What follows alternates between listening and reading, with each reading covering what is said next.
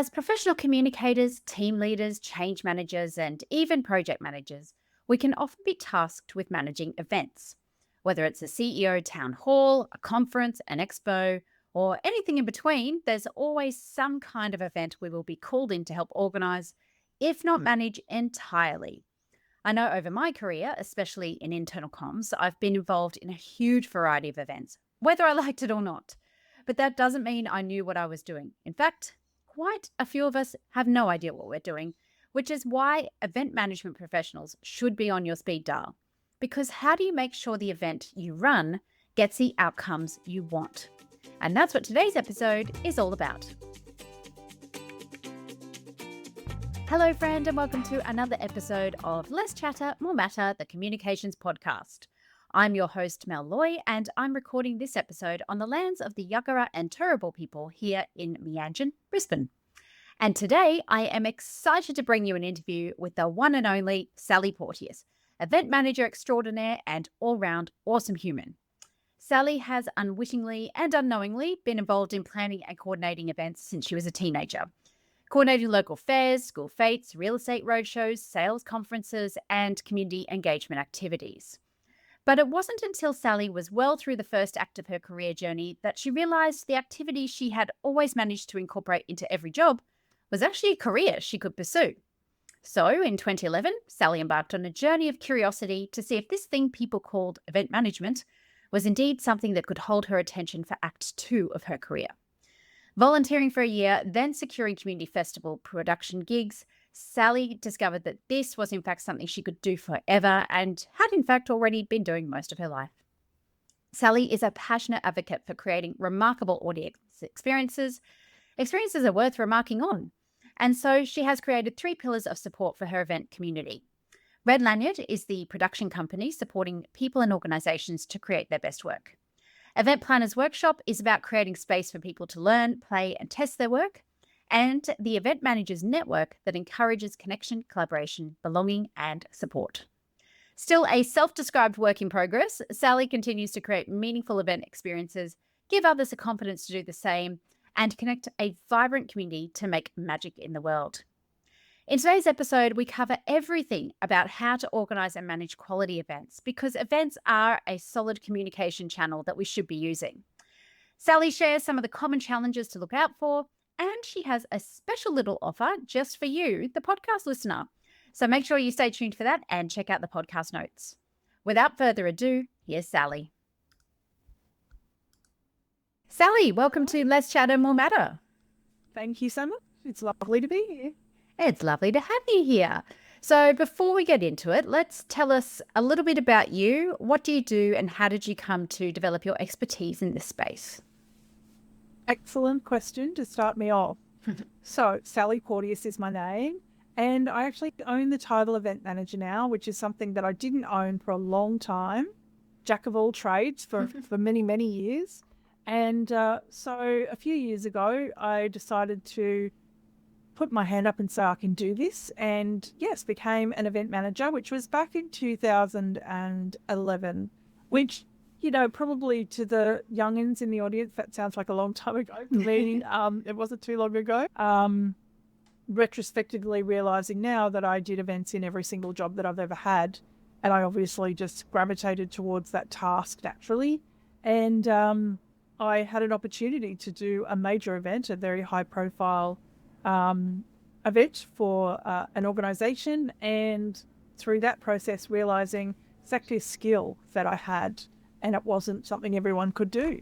So I decided to study it, volunteer in it, dive right in the hope that maybe this is something I might like doing, and I do. I love it. I've been doing it ever since.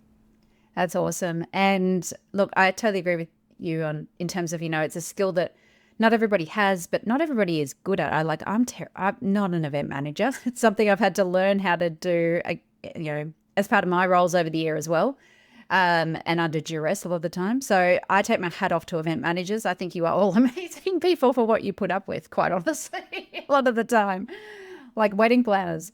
So I say the same about comms managers, Mel. Seriously, I think one of the things I learned trying to write effectively in that government job that I had was learning how to take feedback without taking it personally. I don't know how you do those 15,000 rounds of revisions. Yeah, that's a story for another day. Yeah. So you've now own your own business. Can you tell us a little bit about that? Yes, indeed. Thank you. So it's a multifaceted business. It's evolved over time. It started out as a merch company. I worked in the music industry for a while and loved that. And so when I left the music industry, I decided I was going to be a merch company. And so that's what I set up. Unbeknownst to me, I have no idea how to, source product, etc., from other parts of the world. So that lasted all of 5 minutes. But I still loved working with the music industry. So I stayed in there and I worked with artists and bands to create project plans to send themselves on tour. It was at a time when the music industry was changing and everyone was having to become a lot more independent. And so learning those skills was quite difficult. So I was sharing that with people I knew in the music industry, and I was running these workshops and I absolutely loved doing them. And so it's been a side hustle for a long, long time. And it's had iterations of being a full-time business and then a side hustle and then a full-time business and then a side hustle. And one of the things I talk about a bit is it's okay to have a business and a job as a side hustle. So if anyone out there, berating themselves because yet again they have to go and get a job, please don't, because just flip it, right? Just flip it. It's just that's the side hustle. I love that reframing. I love it. Yeah, it's temporary. So like I said, it's multifaceted. I produce events for other people. I create events for myself, and I have a network of event managers that I produce events for, or people that produce events, really, not even just event managers. And then I also coach and train people in the art of event management and event planning. So pretty passionate about building other people's capacity and capability to produce their own events and events for other people they work for. So lots of facets to it, but essentially it's all in the space of creating for you, creating with you, or helping you do it yourself. Love that. Okay, so now that you've got all this experience behind you, question number one is, why is quality event management so important? So I think, there are those people out there who think anybody can do it, but we know that's not the case. So why is that quality of event management so important? Yeah. The quality of the outcome that you give your audience is the important parts. What happens when you're not experienced, or it's not your zone of genius, or it's not your wheelhouse, or you haven't done it very often and you're kind of winging it along the way? The thing is, when you're creating an event that has an audience, you can possibly get so caught up in the logistics, so caught up in the booking of the venue and the choosing of the menu and am I putting notepads on the table, or am I putting pens down? Am I putting minties down or jelly beans, or do I need to have a healthy option? If you're not experienced in this space, leaving that to somebody else allows you the space to focus on the audience. Because if the audience doesn't have a great experience, they're never going to come back to your event again. They're not going to get the outcome that you were hoping that they would get. Essentially, you need to create an environment for yourself where you can constantly focus on the audience. Does the audience care about this decision that I'm about to make? What's the impact on my audience about this decision I'm about to make? And if you don't have the brain space, if you don't have the brain capacity to think like that, your audience won't get what they expect to get, and they will leave the room and they'll walk away going, that was a waste of time. So that's why I think a professional event planner, or knowing how to do the event professionally, is the key skill. Yeah. And look, Sally, I love what you said there, because our ethos aligns really strongly here on putting the audience at the center of everything you do, whether it's comms or events, which are, an event is a communication channel, right? You're imparting messages on people. It's two-way communication a lot of the time. So if you're not putting the audience at the center and thinking, okay, what do I want them to know, feel, and do after this, then of course it's going to fall flat. So I really appreciate you honing in on that. Thank you. My next question then is, what are some of the common challenges with organizing events? Common challenges organising events is, funnily enough, people don't start with the audience in mind. Your community probably does, because, as you say, that's your ethos and that's what you bring to the table all of the time. It's the first hat that they put on. I'm the audience member. What is my expectation here? Most people, though, they don't. They start with the venue in mind. They go, oh, where are we going to have this? When are we going to have it? One of the challenges your community might experience, similar to mine, is we are often at the disposal of the person who has booked us to do the thing. And so we need a framework to help people understand why it's important to follow our process and not theirs. So I think for me, for example, I have a process that focuses on purpose, audience, objectives, and outcomes. That's the first 4 things I talk about, and that every decision comes from that. If the client I'm talking to wants to start talking about a venue, I can pull them back. I can pull them right back and go, let's just do these 4 parts first. And then through that process, they will often realize, oh, actually, this is completely the wrong venue or location or time or, so that's probably the biggest challenge. So just helping clients through those conversations, I guess, through those lots of good questions I start with. And that can be a challenge sometimes. Sometimes they don't want to go through those questions with me. And, we can't make people do things, can we? But yeah. It does. Yeah. And what it sounds like is, the challenge, I think, if I'm surmising this correctly, is helping people understand that you've got to take a strategic mindset to events, not a tactical mindset. And tactics are the things like booking the thing, organizing the menu, blah, blah, blah, blah. But the strategic mindset is that level up, and you've got to start there before you can get to the tactics. Yes. What a great way to put it. Love that, Mel. Excellent. Okay. I love that. Yeah. So you touched on this just a little bit before around people, not having the capacity to, attend events. And many of the people who listen to this show will be involved in organising internal events like CEO town halls, leadership forums, leadership conferences at their organisations. Apart from that capacity piece, what do we need to be on the lookout for when organising internal events? Yeah. I guess the point I made before about trying to understand what else is going on in people's daily work to give them the headspace to come and pay attention. Again, just focusing on the audience, focusing on what do you expect from the audience here. And this comes down to your comms strategy, obviously, but it kind of ties in a little bit, like it's what I talk about with clients as well, is what do you want people to do when they leave here? Are they just coming to listen? Could this be done as a webinar? Do we all have to come together? Yeah. Like, what is the setup of this activity that we're going to do in first place? Thinking about those kind of, what do you want people to do, as you said before, and behave, and what change are you looking to make? One of the things you were talking about there too was, thinking about, okay, well, how do you want people to behave and think? One of the things I always say is, especially for things like CEO town halls and those sorts of things, don't ignore the elephant in the room.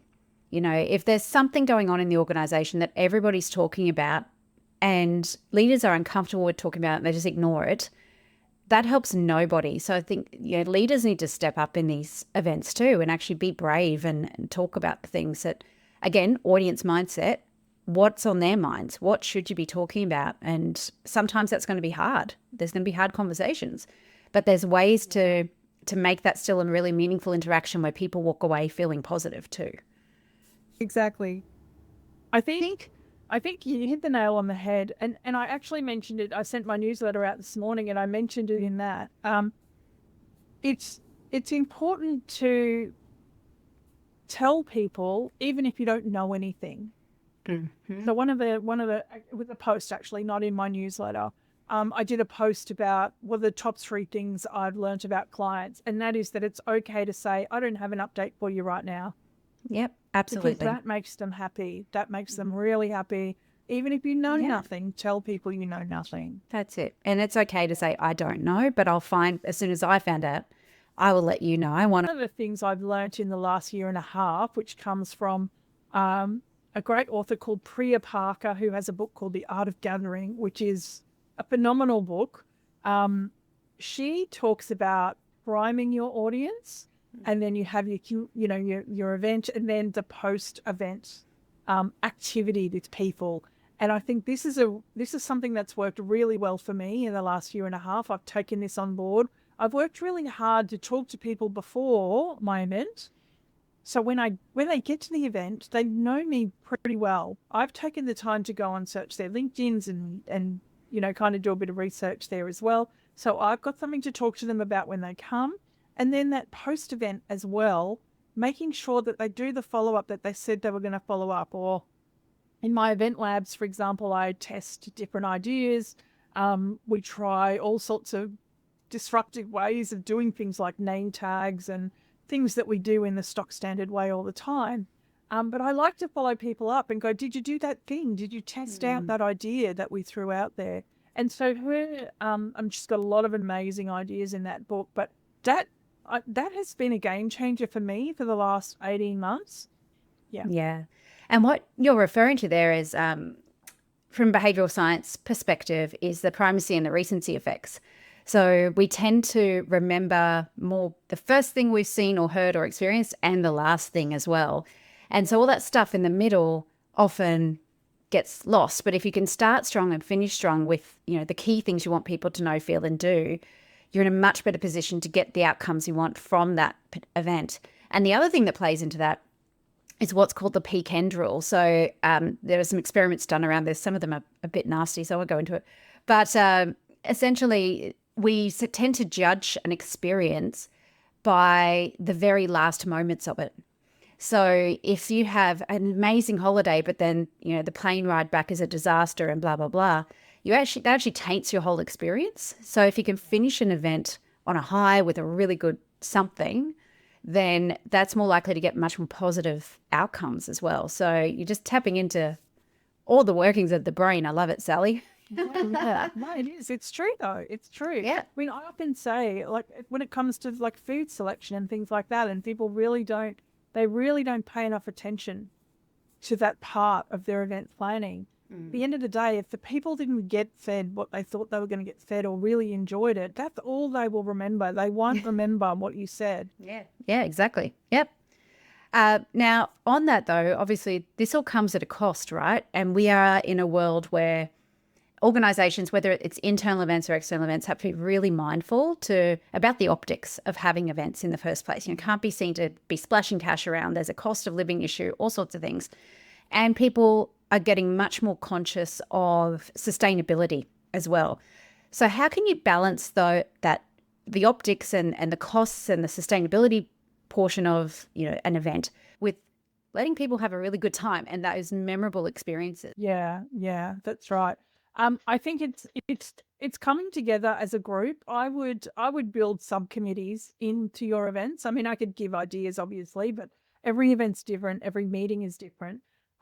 One of the things I recommend, though, is that people bring subcommittees together who are interested in those things and get them to come up with the ideas of how you can bring that in to your organization. So that would be my advice, is that I would bring people in to talk about, and as far as doing things differently and being a bit disruptive, get the creative people in your organization, get your graphic designers, get those people that are working the creative side of their brain all the time. Ask them, can they come up with 10 ideas, for example, that they can implement into their normal standard meeting structure that they would love to see be done, right? So if you normally walk into your town hall and there's an agenda on the screen behind you, how would we do that differently? How do we share the agenda with people? How do we tell people because people want to know what's happening, right? They want to know there's this first and then this and then that. So maybe trying to build some things like that into your internal events, into your town halls, into your workshops to let people know what occurs when. But as I say, grab other people from your organization and then get them to brainstorm. Let them know what you're doing and that you want to do things differently. And I think, number one, you get 5 new advocates for your event, your meeting in the room, right? Yeah. Yeah. Exactly. Co-ownership. That's, it's such a powerful tool anyway, whether it's change or comms or events. Like having that sense of ownership really helps to drive people. Yeah, that's brilliant. Thanks, Sal. And I have another question before we get to our last question, but it's around AI. Now, it is infiltrating everything we do now, and it's only getting smarter and better. And there's some really cool tools out there. Are there any AI tools that you're starting to use in events or that you think have potential to be used to help make the event process better? So I do have, and I'm happy to give it to your audience for free, Mel. I've actually done a workshop on how to maximize your events using AI. So I've got a little 4-part workshop. It was done, I did it a little less than a year ago. So obviously there's new and fabulous things out there since then. But what is in it is still very good and even better than it was when I did this workshop. So I'm happy to give that to your audience for free because what it is you still have to ask AI the right questions. You still have to give it the appropriate prompt. Now, here's an example. I was asked by someone, I hadn't signed the contract on this conference yet. I was still going through the pitch process. They hadn't chosen me yet, but they sent me 4 speakers, 4 presenters, and said, we're thinking about these as MCs. What do you think? And as you can imagine, there's a whole evaluation process that goes around choosing an MC. You don't just look at a website, go, oh yeah, they look nice, let's choose them. And so I thought I'm gonna create a checklist for them on how to choose the right presenter. And I'll do a little short video and I'll be able to give that away to other people as well. And then I went, actually, no, I'm going to get ChatGPT to create this for me. So I asked it the obvious question, but I had to keep going, but what about this? And what about that? And if I wanted the person to be able to do this, what kind of questions would I need to ask them? So I had to know the answers to those questions before it could give me what I wanted, if that makes any sense. So what it gave me in the first instance was pretty basic. It's a bit like when you're trying to delegate a task to someone, but you've never done the task yourself. If you've never done it, they're just kind of going to keep coming back to you going, is this what you want? Is this what you want? So I think it's a phenomenal tool to save time. I've just signed up to something called Sintra, which I'm not quite sure on yet. But it's a bit of fun to play around with. It's actually got 12 assistants in it. There's also tools, so for those of you who don't want an event planner, which would make me very sad, there is tools that, and I know ChatGPT has this task aspect to it now. I tried it. I didn't like it because all it did is just send me more emails. And I don't need any more emails. But there's one out there called Agent GPT, which I go through in that AI workshop. And you can tell it to go and email. Like I asked it to go and find me up to 5 vegan restaurants on the Gold Coast.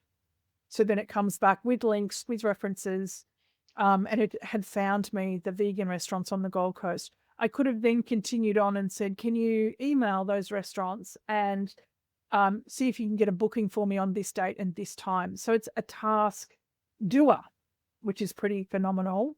Mm. Well, Sal, we've covered a lot of ground today. So thank you so much for sharing all those insights.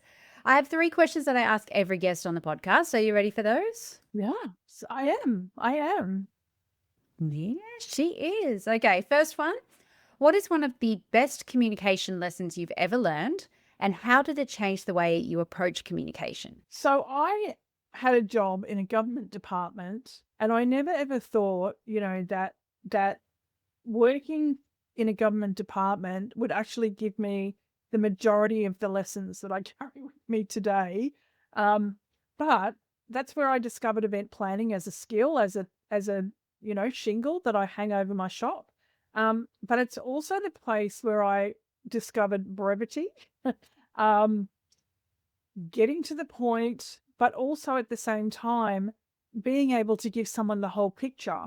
And I was alluding to this before when I said about people coming back with 15 takes of the same document. I remember the person I worked for, I remember his red pen, and it drove me nuts when I first got this job. And he first came into the role. He was probably the first person that kept going, red pen, do it again, red pen, do it again. And in the beginning, it was horrendous. In the beginning, I took everything personally. I hated it, but it actually made me a much better writer.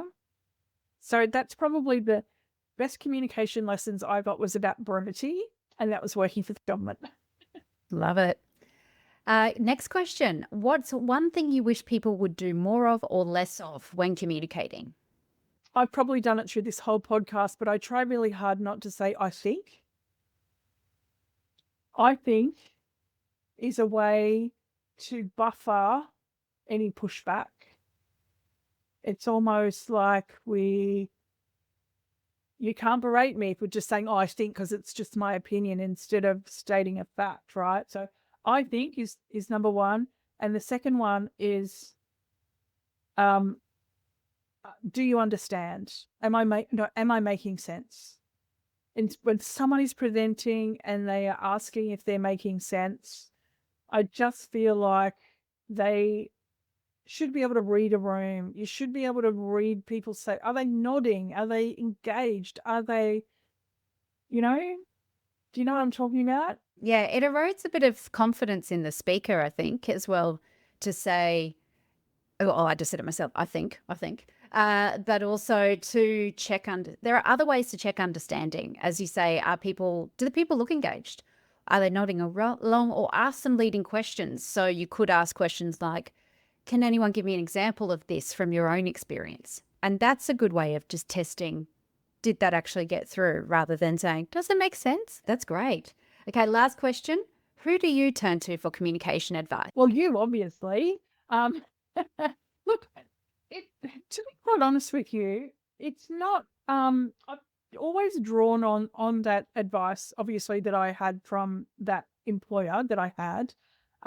I have done the IAP too. I've done the Essentials of Engagement, and a couple of others there, and I tend to refer back to those. So I'm someone who loves to keep my notebooks. I go and print them.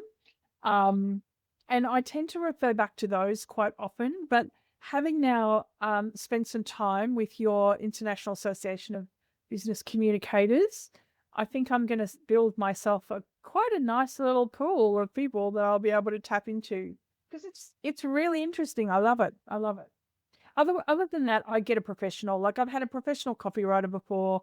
I engage professionals to do what I need to get done. Yeah, that's a great idea. Well, on that, Sally, thank you so much for bringing your professional expertise to Let's Chat More Matter today. If people wanted to find out more about you, how could they get in touch? Easiest place to find me is on LinkedIn. So it's just Sally Porteous on LinkedIn, which is Porteous. But yes, on LinkedIn as Sally Porteous is the best place to find me.